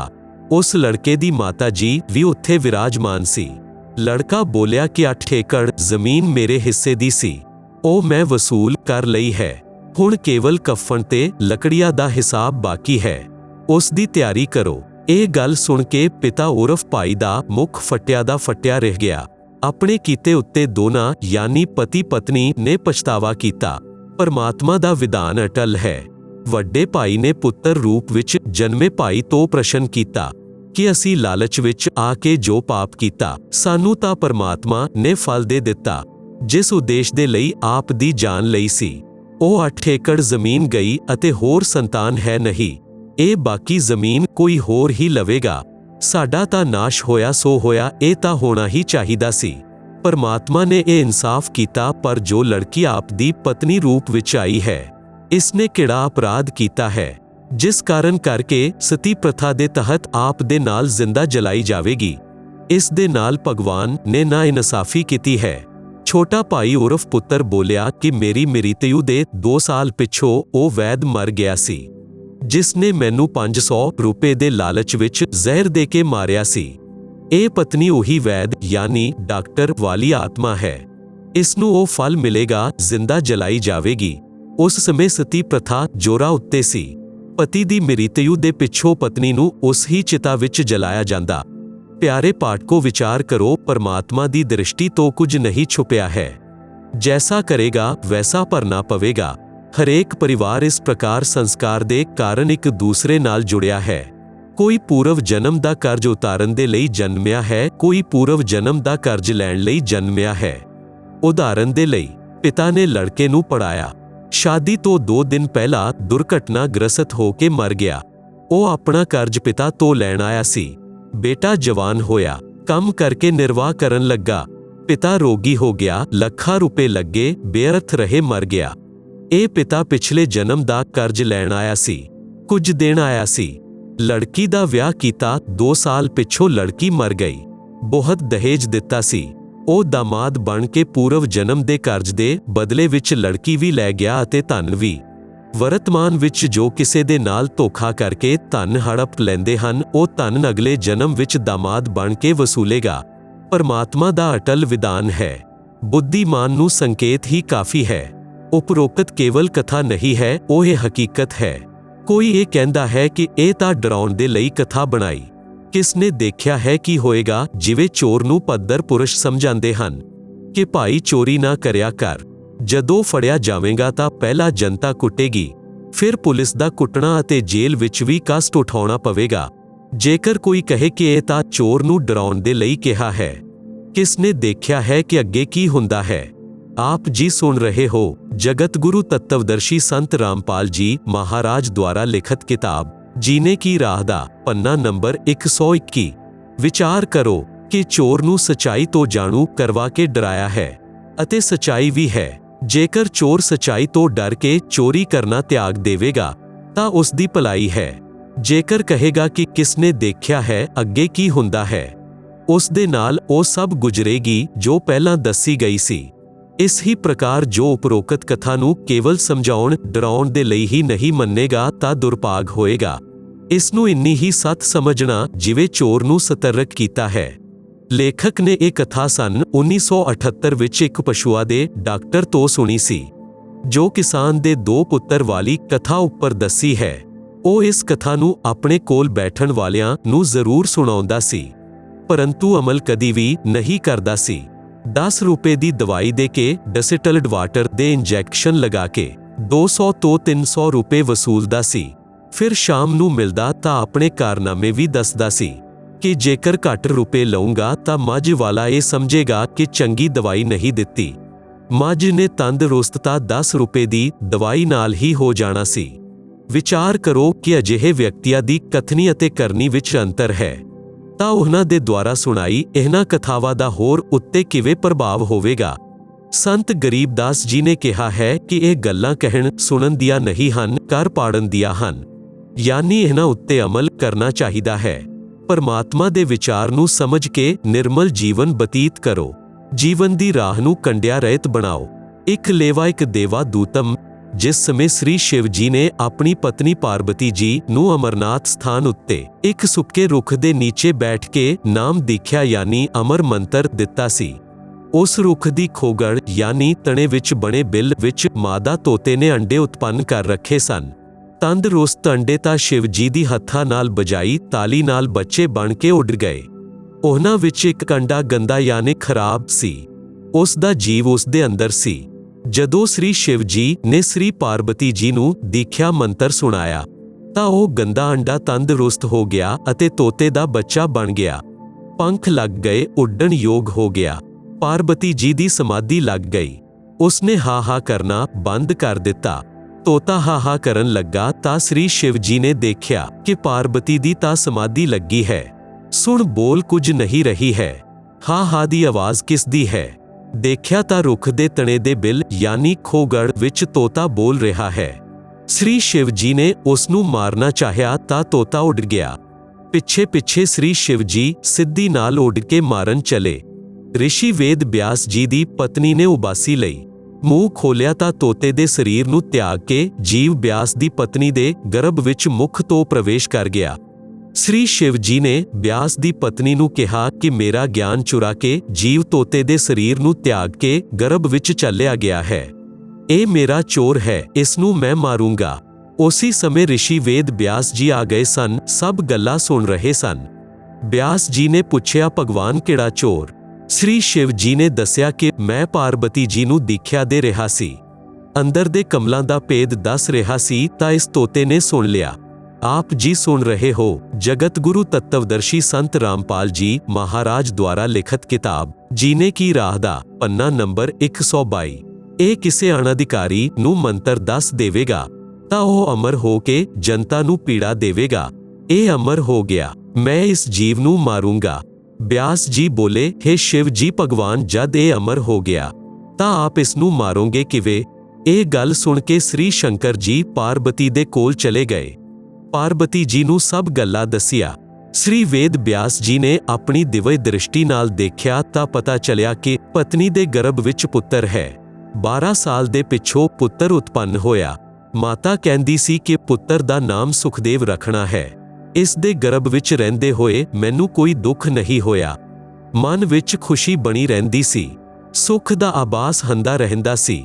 ਇਸ ਲਈ ਗਰਭ ਵਿੱਚ ਹੀ ਉਸ ਬਾਲਕ ਦਾ ਨਾਮ ਸੁਖਦੇਵ ਰੱਖ ਦਿੱਤਾ ਸੀ। ਤੋਤੇ ਦੇ ਅੰਡੇ ਵਿੱਚ ਰਹਿਣ ਅਤੇ ਤੁਰੰਤ ਮਾਨਵ ਸਰੀਰ ਪ੍ਰਾਪਤ ਕਰਨ ਦੇ ਕਾਰਨ ਬ੍ਰਾਹਮਣ ਲੋਕ ਉਸ ਨੂੰ ਸੁਖਦੇਵ ਸੁਖਮਾਨੇ ਤੋਤਾ ਵੀ ਕਹਿੰਦੇ ਸਨ। ਰਿਸ਼ੀ ਸੁਖਦੇਵ ਜੀ ਜਨਮ ਲੈਦੇ ਹੀ 12 ਸਾਲ ਦਾ ਸਰੀਰ ਬਣ ਗਿਆ ਅਤੇ ਉੱਠ ਕੇ ਚੱਲਣ ਲੱਗੇ ਤਾਂ ਰਿਸ਼ੀ ਵੇਦ ਬਿਆਸ ਜੀ ਨੇ ਕਿਹਾ, ਹੇ ਪੁੱਤਰ, ਕਿੱਥੇ ਚੱਲਿਆ? ਸੁਖਦੇਵ ਜੀ ਆਪਣੇ ਮਾਤਾ ਪਿਤਾ ਦੀ ਵੱਲ ਪਿੱਠ ਕਰਕੇ ਬੋਲੇ, ਆਪ ਦਾ ਅਤੇ ਮੇਰਾ ਇੰਨਾ ਹੀ ਸੰਗ ਹੈ, ਯਾਨੀ ਸੰਸਕਾਰ ਹੈ। ਰਿਸ਼ੀ ਬਿਆਸ ਜੀ ਨੇ ਕਿਹਾ, ਹੇ ਪੁੱਤਰ ਸੁਖਦੇਵ, ਅਸੀਂ ਤੇਰੇ ਜਨਮ ਲੈਣ ਦੀ 12 ਸਾਲ ਉਡੀਕ ਕੀਤੀ ਅਤੇ ਅੱਜ ਆਪ ਛੱਡ ਕੇ ਜਾ ਰਹੇ ਹੋ। ਇੱਕ ਵਾਰ ਮੁਖ ਤਾਂ ਦਿਖਾ ਦੇ। ਸੁਖਦੇਵ ਰਿਸ਼ੀ ਬੋਲੇ, ਹੇ ਰਿਸ਼ੀ ਜੀ, ਬਹੁਤ ਵਾਰ ਆਪ ਮੇਰੇ ਪਿਤਾ ਬਣੇ, ਅਨੇਕਾਂ ਵਾਰ ਮੈਂ ਆਪ ਦਾ ਪਿਤਾ ਬਣਿਆ। ਇਹ ਤਾਂ ਬਹੁਤ ਬਖੇੜਾ ਯਾਨੀ ਝੰਜਟ ਹੈ। ਮੈਂ ਭਗਤੀ ਕਰਕੇ ਜਨਮ ਮਰਨ ਤੋਂ ਮੁਕਤੀ ਕਰਾਊਗਾ। ਮੈਂ ਆਪ ਦੇ ਵੱਲ ਮੁਖ ਇਸ ਲਈ ਨਹੀਂ ਕਰ ਰਿਹਾ ਹਾਂ ਕਿ ਕਿਤੇ ਮੇਰਾ ਆਪ ਵਿੱਚ ਮੋਹ ਨਾ ਹੋ ਜਾਏ। ਇਹ ਕਿ ਸੰਤ ਗਰੀਬਦਾਸ ਜੀ ਨੇ ਬਾਣੀ ਦੁਆਰਾ ਦੱਸਿਆ ਹੈ ਕਿ ਇੱਕ ਲੇਵਾ ਇੱਕ ਦੇਵਾ ਦੂਤਮ ਕੋਈ केहू का पिता ना पूतम। ऋण संबंध ਜੂੜਾ ਇੱਕ ਠਾਠਾ ਅੰਤ ਸਮੇਂ ਸਭ 12 ਬਾਟਾ। ਭਾਵ ਅਰਥ ਸੁਖਦੇਵ ਜੀ ਨੇ ਕਿਹਾ ਕਿ ਜੋ ਪਰਿਵਾਰ ਦੇ ਸਦਸ ਬੇਟਾ ਪਿਤਾ ਆਦਿ ਨਾਤਿਆਂ ਵਿੱਚ ਹਨ, ਉਹ ਸਭ ਪੂਰਵ ਜਨਮਾਂ ਦਾ ਰਿਣ ਲੈਣ ਜਾਂ ਦੇਣ ਦੇ ਲਈ ਜੁੜੇ ਹਨ। ਅਸਲ ਵਿੱਚ ਕਿਸੇ ਦਾ ਪਿਤਾ ਪੁੱਤਰ ਨਹੀਂ ਹੈ। ਮ੍ਰਿਤਯੂ ਦੇ ਉਪਰੰਤ ਸਭ ਆਪਣੇ ਆਪਣੇ ਸੰਸਕਾਰ ਵਸ਼ ਭਿੰਨ ਸਥਾਨਾਂ ਉੱਤੇ ਜਾ ਕੇ ਹੋਰ ਸਰੀਰ ਧਾਰਨ ਕਰ ਲੈਂਦੇ ਹਨ। ਇਸ ਲਈ ਕੋਈ ਕਿਸੇ ਦਾ ਪਿਤਾ ਪੁੱਤਰ ਨਹੀਂ ਹੈ। ਪਾਠਕਾਂ ਨੇ ਉੱਪਰ ਕਿਸਾਨ ਦੇ ਪੁੱਤਰਾਂ ਵਾਲੀ ਕਥਾ ਵਿੱਚ ਪੜ੍ਹਿਆ ਹੈ ਕਿ ਭਾਈ ਨੇ ਛੋਟੇ ਮੌਸੀ ਦੇ ਪੁੱਤਰ ਨੂੰ 8 ਏਕੜ ਜ਼ਮੀਨ ਦੇ ਲਾਲਚ ਵਿੱਚ ਮਰਵਾਇਆ, ਤਾਂ ਉਹੀ ਜੀਵ ਉਸ ਦਾ ਪੁੱਤਰ ਬਣ ਕੇ ਆਪਣਾ ਰਿਣ ਲੈਣ ਜੰਮਿਆ ਅਤੇ ਆਪਣਾ ਹਿਸਾਬ ਚੁੱਕਦਾ ਕਰਕੇ ਮਰ ਗਿਆ। ਇਸ ਲਈ ਕਿਹਾ ਹੈ ਕਿ ਇੱਕ ਲੇਵਾ ਯਾਨੀ ਰਿਣ ਲੈਣ ਵਾਲਾ, ਇੱਕ ਦੇਵਾ ਯਾਨੀ ਰਿਣ ਚੁਕਾਉਣ ਵਾਲਾ ਦੂਤਮ ਕੋਈ ਕਿਸੇ ਦਾ ਪਿਤਾ ਨਹੀਂ ਪੂਤਮ। ਰਿਣ ਸੰਬੰਧੀ ਜੁੜਿਆ ਇੱਕ ਠਾਠਾ ਯਾਨੀ ਪਰਿਵਾਰ ਰੂਪ ਵਿੱਚ ਠਾਠ ਨਾਲ ਰਹਿੰਦੇ ਦਿਖਾਈ ਦਿੰਦੇ ਹਨ। ਅਚਾਨਕ ਮ੍ਰਿਤਯੂ ਹੋ ਜਾਂਦੀ ਹੈ। ਅੰਤ ਸਮੇਂ ਵਿੱਚ 12 ਬਾਟਾ ਯਾਨੀ ਮ੍ਰਿਤਯੂ ਦੇ ਪਿੱਛੋਂ ਕੋਈ ਕਿਤੇ ਹੋਰ ਜਨਮ ਲਏਗਾ। 12 ਬਾਟ ਯਾਨੀ 12 ਰਸਤਿਆਂ ਉੱਤੇ ਚਲੇ ਜਾਣਗੇ। ਇੰਨੀ ਵਾਰਤਾ ਪਿਤਾ ਨਾਲ ਕਰਕੇ ਸੁਖਦੇਵ ਆਕਾਸ਼ ਵਿੱਚ ਉੱਡ ਕੇ ਹੋਰ ਸਥਾਨ ਉੱਤੇ ਚਲਿਆ ਗਿਆ। ਪਿਆਰੇ ਪਾਠਕੋ, ਇਸ ਲਈ ਭਗਤੀ ਕਰੋ, ਜੀਵ ਦਾ ਕਲਿਆਣ ਕਰਵਾਓ। ਕੇਵਲ ਪਰਿਵਾਰ ਦੇ ਨਾਲ ਚਿਪਕ ਕੇ ਆਪਣਾ ਜੀਵਨ ਨਸ਼ਟ ਨਾ ਕਰੋ। ਪਰਮਾਤਮਾ ਦੀ ਭਗਤੀ ਨਾਲ ਰਿਣ ਵੀ ਸਰਲਤਾ ਨਾਲ ਉਤਰ ਜਾਏਗਾ। ਆਪ ਜੀ ਸੁਣ ਰਹੇ ਹੋ ਜਗਤ ਗੁਰੂ ਤੱਤਵਦਰਸ਼ੀ ਸੰਤ ਰਾਮਪਾਲ ਜੀ ਮਹਾਰਾਜ ਦੁਆਰਾ ਲਿਖਤ ਕਿਤਾਬ ਜੀਨੇ ਕੀ ਰਾਹ ਦਾ ਪੰਨਾ ਨੰਬਰ 123। ਕਥਨੀ ਔਰ ਕਰਨੀ ਵਿੱਚ ਅੰਤਰ ਘਾਤਕ ਹੈ। ਇੱਕ ਵਿਅਕਤੀ ਪ੍ਰਸਿੱਧ ਕਥਾਵਾਚਕ ਸੀ ਤੇ ਪ੍ਰਤੀਦਿਨ ਰਮਾਇਣ ਦਾ ਪਾਠ ਵੀ ਕਰਦਾ ਸੀ। ਇੱਕ ਦਿਨ ਕਿਸੇ ਕੰਮ ਵਸ਼ ਪਾਠੀ ਜੀ ਨੂੰ ਸ਼ਹਿਰ ਜਾਣਾ ਪਿਆ। ਉਸ ਦੇ ਨਾਲ ਉਸ ਦਾ ਸਾਥੀ ਵੀ ਸੀ। ਪਿੰਡ ਤੋਂ 3-4 ਕਿਲੋਮੀਟਰ ਦੂਰ ਰੇਲਵੇ ਸਟੇਸ਼ਨ ਸੀ। ਸਵੇਰੇ 5 ਵਜੇ ਗੱਡੀ ਚੜ੍ਹਨਾ ਸੀ। ਇਸ ਲਈ ਇਸ਼ਨਾਨ ਕਰਕੇ ਸਟੇਸ਼ਨ ਉੱਤੇ ਪਹੁੰਚ ਗਏ। ਵਿਚਾਰ ਕੀਤਾ ਕਿ ਪਾਠ ਗੱਡੀ ਵਿੱਚ ਕਰ ਲਊਂਗਾ। ਗੱਡੀ ਵਿੱਚ ਚੜ੍ਹ ਗਏ। ਜਿਸ ਡੱਬੇ ਵਿੱਚ ਉਹ ਦੋਨੋਂ ਚੜ੍ਹੇ ਉਹ ਭਰਿਆ ਸੀ। ਗੱਡੀ ਚੱਲ ਪਈ। ਕੁਝ ਦੇਰ ਬਾਅਦ ਉਸ ਪਾਠੀ ਨੇ ਸੀਟ ਉੱਤੇ ਬੈਠੇ 2 ਵਿਅਕਤੀਆਂ ਨੂੰ ਕਿਹਾ ਕਿ ਭਾਈ ਸਾਹਿਬ ਕਿਰਪਾ ਮੈਨੂੰ ਸੀਟ ਦੇ ਦੇਵੋ, ਮੈਂ ਰਮਾਇਣ ਦਾ ਪਾਠ ਕਰਨਾ ਹੈ। ਅੱਜ ਗੱਡੀ ਫੜਨ ਦੀ ਜਲਦੀ ਦੇ ਕਾਰਨ ਘਰ ਨਹੀਂ ਕਰ ਸਕਿਆ। ਸੱਜਣ ਪੁਰਸ਼ਾਂ ਨੇ ਪੂਰੀ ਸੀਟ ਹੀ ਖਾਲੀ ਕਰ ਦਿੱਤੀ। ਉਹ ਖੜੇ ਹੋ ਗਏ ਅਤੇ ਬੋਲੇ, ਹੇ ਬਿਪਰ, ਸਾਡਾ ਸੁਭਾਗ ਹੈ ਕਿ ਅੱਜ ਸਾਨੂੰ ਵੀ ਪਵਿੱਤਰ ਗ੍ਰੰਥ ਰਮਾਇਣ ਜੀ ਦਾ ਅੰਮ੍ਰਿਤ ਬਾਣੀ ਸੁਣਨ ਨੂੰ ਮਿਲੇਗਾ। ਪੰਡਿਤ ਜੀ ਨੇ ਪਾਠ ਉੱਚੇ ਆਵਾਜ਼ ਵਿੱਚ ਬੋਲਣਾ ਸ਼ੁਰੂ ਕੀਤਾ। ਜਦ ਤੱਕ ਸ੍ਰੀ ਰਾਮਚੰਦਰ ਜੀ ਬਨਵਾਸ ਪੂਰਨ ਕਰਕੇ ਨਹੀਂ ਆਏ, ਉਦੋਂ ਤੱਕ ਰਾਜਗੱਦੀ ਉੱਤੇ ਆਪਣੇ ਭਾਈ ਰਾਮਚੰਦਰ ਦੀ ਜੁੱਤੀ ਰੱਖੀ ਅਤੇ ਖੁਦ ਪ੍ਰਿਥਵੀ ਉੱਤੇ ਬੈਠਾ ਅਤੇ ਨੌਕਰ ਬਣ ਕੇ ਰਾਜਕਾਜ ਸੰਭਾਲਿਆ। ਜਦੋਂ ਭਾਈ ਰਾਮਚੰਦਰ ਅਯੋਧਿਆ ਵਾਪਸ ਪਰਤੇ ਤਾਂ ਉਹਨਾਂ ਨੂੰ ਰਾਜ ਵਾਪਸ ਕਰ ਦਿੱਤਾ। ਭਾਈ ਹੋਵੇ ਤਾਂ ਐਸਾ। ਪਾਠ ਸੰਪੂਰਨ ਹੋਣ ਤੇ ਸਭ ਨੇ ਕਿਹਾ ਕਿ ਵਾਹ ਪੰਡਿਤ ਜੀ, ਵਾਹ, ਕਮਾਲ ਕਰ ਦਿੱਤਾ। ਇੱਕ ਵਿਅਕਤੀ ਉਸ ਹੀ ਡੱਬੇ ਵਿੱਚ ਅਜਿਹਾ ਬੈਠਾ ਸੀ ਜਿਸ ਨੇ ਆਪਣੇ ਪਿਤਾ ਜੀ ਦੀ ਵਰਸ਼ੀ ਤੇ ਇੱਕ ਦਿਨ ਦਾ ਪਾਠ ਕਰਨਾ ਸੀ। ਕੋਈ ਪਾਠੀ ਨਹੀਂ ਮਿਲ ਰਿਹਾ ਸੀ।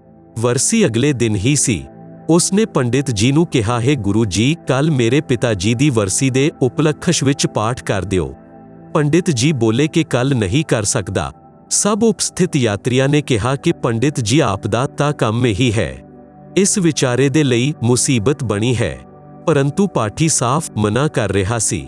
ਸਭ ਨੇ ਪੁੱਛਿਆ ਕਿ ਅਜਿਹਾ ਕੀ ਜ਼ਰੂਰੀ ਕੰਮ ਹੈ ਜੋ ਆਪ ਕੱਲ ਪਾਠ ਨੂੰ ਮਨਾ ਕਰ ਰਹੇ ਹੋ। ਪੰਡਿਤ ਜੀ ਗੱਲ ਨੂੰ ਟਾਲੇ, ਬਸ ਵੈਸੇ ਹੀ, ਬਸ ਵੈਸੇ ਹੀ। ਉਸ ਦਾ ਸਾਥੀ ਬੋਲਿਆ ਕਿ ਮੈਂ ਸੱਚਾਈ ਦੱਸਾਂ, ਇਹ ਕੱਲ ਕਿਉਂ ਪਾਠ ਨਹੀਂ ਕਰ ਸਕਦਾ। ਅਸੀਂ ਆਪਣੇ ਭਾਈ ਤੇ 50 ਗਜ ਦੀ ਕੁਰੜੀ ਦੇ ਖੱਡੇ ਤੇ ਮੁਕੱਦਮਾ ਕਰ ਰੱਖਿਆ ਹੈ। ਮੈਂ ਇਸ ਦਾ ਗਵਾਹ ਹਾਂ। ਕੱਲ ਦੀ ਤਾਰੀਖ ਹੈ। ਉਪਸਥਿਤ ਵਿਅਕਤੀ ਬੋਲੇ ਕਿ ਹੇ ਪੰਡਤ ਜੀ, ਕਥਾ ਤਾਂ ਕਿੰਨੀ ਮਾਰਮਿਕ ਸੁਣਾਈ ਅਤੇ ਆਪ ਅਮਲ ਕਤਈ ਨਹੀਂ ਕਰਦੇ। ਅਜਿਹੇ ਵਿਅਕਤੀ ਦੇ ਦੁਆਰਾ ਕੀਤੀ ਗਈ ਕਥਾ ਦਾ ਸ਼ਰੋਤਾਵਾਂ ਉੱਤੇ ਕੀ ਪ੍ਰਭਾਵ ਪਵੇਗਾ। ਕਬੀਰ ਜੀ ਨੇ ਕਿਹਾ ਹੈ ਕਿ ਕਬੀਰ ਕਰਨੀ ਤਜ ਕਥਨੀ ਕਥੈ, ਅਗਿਆਨੀ ਦਿਨ ਰਾਤ ਕੁਕਰ ਕੁੱਤੇ ਜਿਉ ਭੌਂਕਤ ਫਿਰੈ, ਸੁਣੀ ਸੁਣਾਈ ਬਾਤ। ਗਰੀਬਦਾਸ ਜੀ ਨੇ ਕਿਹਾ ਹੈ ਕਿ ਗਰੀਬ ਬੀਜਕ ਕੀ ਬਾਤਾ ਕਹੈ, ਬੀਜਕ ਨਾਹੀ ਹਾਥ, ਪ੍ਰਿਥਵੀ ਡੋਬਨ ਉਤਰੇ, ये कह के मीठी बात। आप जी सुन रहे हो जगत गुरु तत्वदर्शी संत रामपाल जी महाराज द्वारा लिखित किताब ਜੀਨੇ ਕੀ ਰਾਹ ਦਾ ਪੰਨਾ ਨੰਬਰ 124।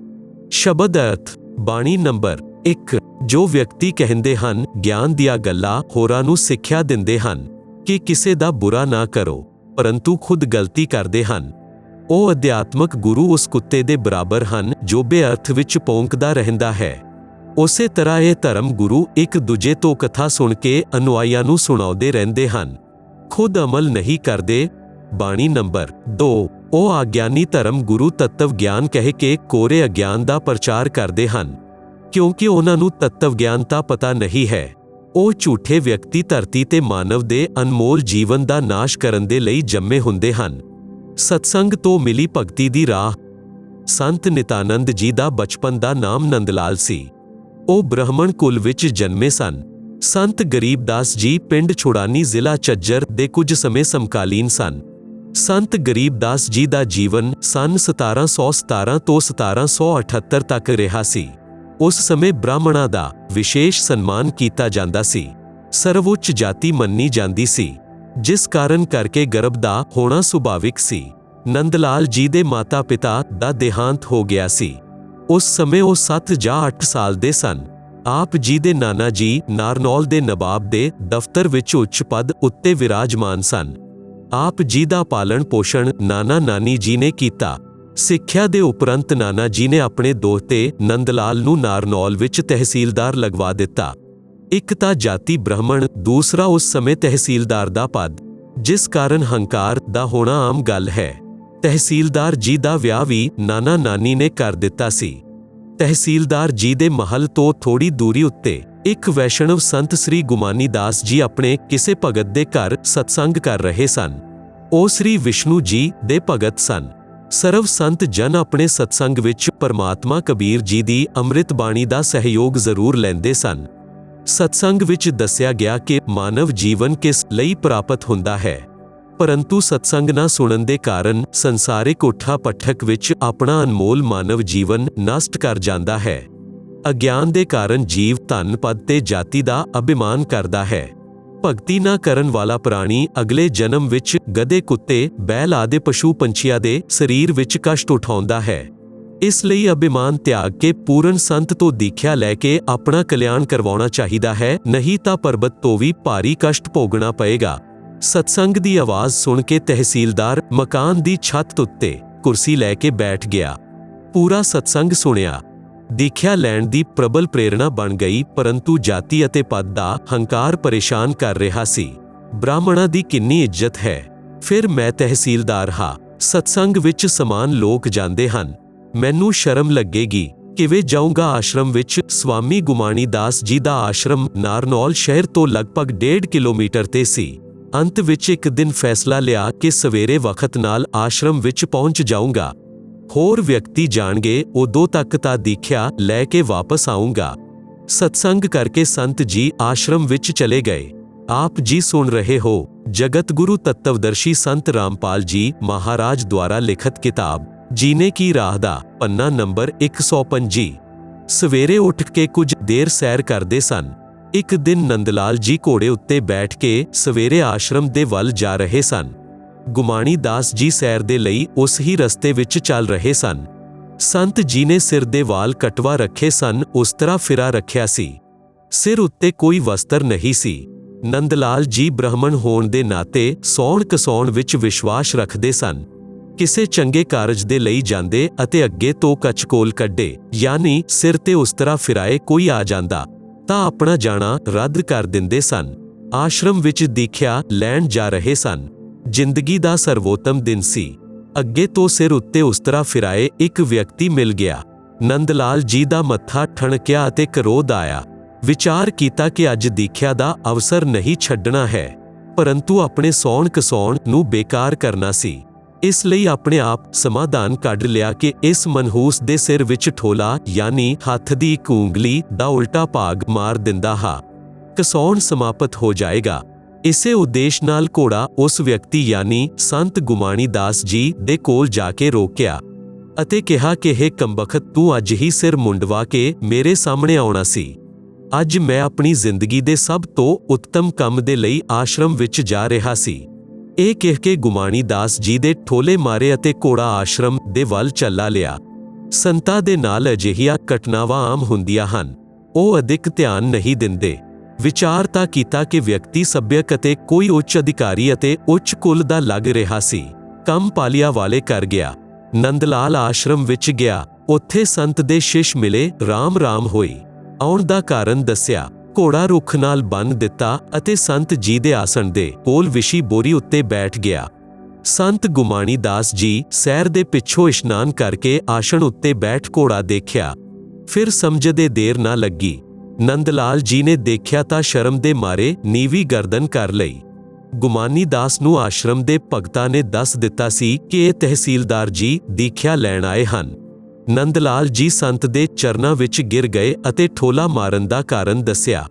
ਸੰਤ ਗੁਮਾਣੀ ਦਾਸ ਜੀ ਨੇ ਕਿਹਾ ਕਿ ਹੇ ਭਗਤ, ਜਦ ਅਸੀਂ ਇੱਕ ਆਨੇ ਦਾ ਘੜਾ ਘੁਮਿਆਰ ਦੇ ਕੋਲੋਂ ਲੈਣ ਜਾਂਦੇ ਹਾਂ ਤਾਂ ਉਸ ਨੂੰ ਠੋਲੇ ਮਾਰ-ਮਾਰ ਕੇ ਬਜਾ ਕੇ ਜਾਂਚਦੇ ਹਾਂ ਕਿ ਕਿਤੇ ਫੁੱਟਿਆ ਤਾਂ ਨਹੀਂ ਹੈ। ਆਪ ਜੀ ਤਾਂ ਜ਼ਿੰਦਗੀ ਦਾ ਸੌਦਾ ਕਰਨ ਆਏ ਹੋ। ਆਪ ਨੇ ਗੁਰੂ ਜੀ ਬਜਾ ਕੇ ਦੇਖ ਲਿਆ ਤਾਂ ਕੋਈ ਪਾਪ ਨਹੀਂ ਕੀਤਾ। ਨਿਤਾਨੰਦ ਜੀ ਸੰਤ ਦੇ ਸ਼ੀਤਲ ਸੁਭਾਅ ਤੋਂ ਹੋਰ ਵੀ ਜ਼ਿਆਦਾ ਪ੍ਰਭਾਵਿਤ ਹੋਏ।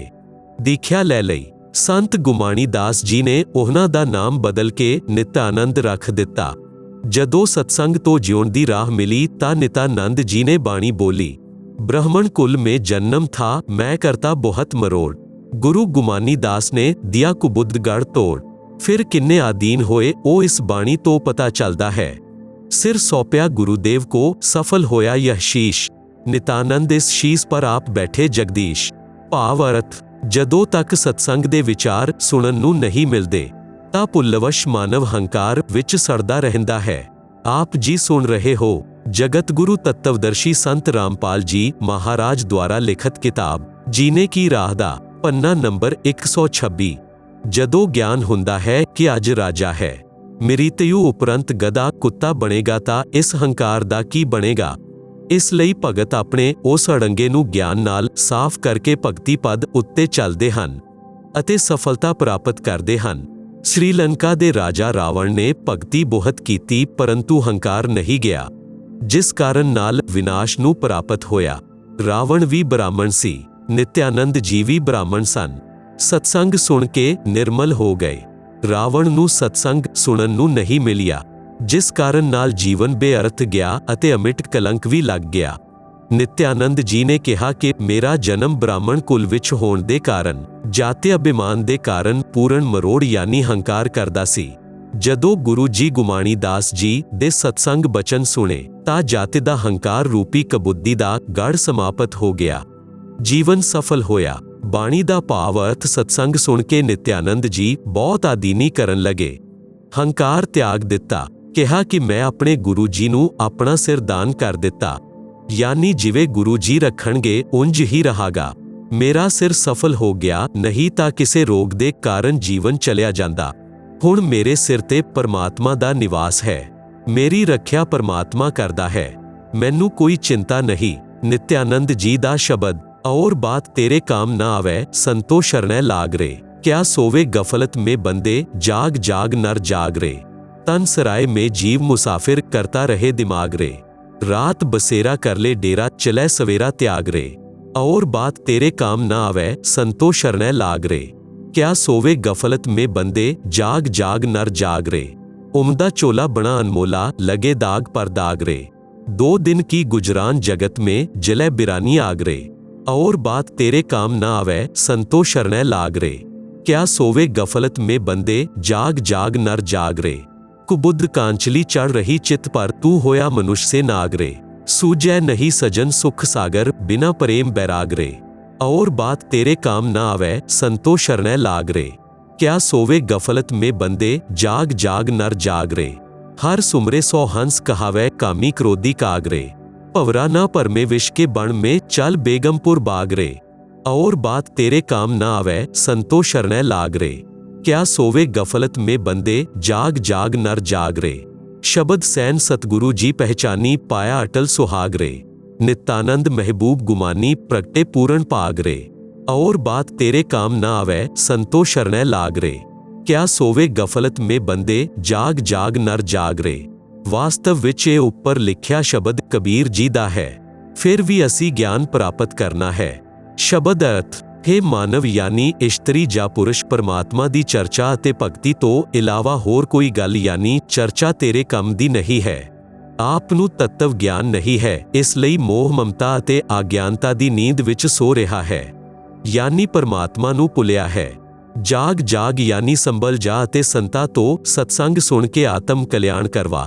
ਇਹ ਮਾਨਵ ਸਰੀਰ ਵਿੱਚ ਜੀਵ ਇੰਜ ਹੈ ਜਿਵੇਂ ਯਾਤਰੀ ਕਿਸੇ ਹੋਟਲ ਵਿੱਚ ਕਮਰਾ ਕਿਰਾਏ ਤੇ ਲੈ ਕੇ ਰਾਤ ਬਿਤਾਉਂਦਾ ਹੈ ਅਤੇ ਸਵੇਰੇ ਤਿਆਗ ਕੇ ਆਪਣੇ ਕੰਮ ਤੇ ਚੱਲਿਆ ਜਾਂਦਾ ਹੈ।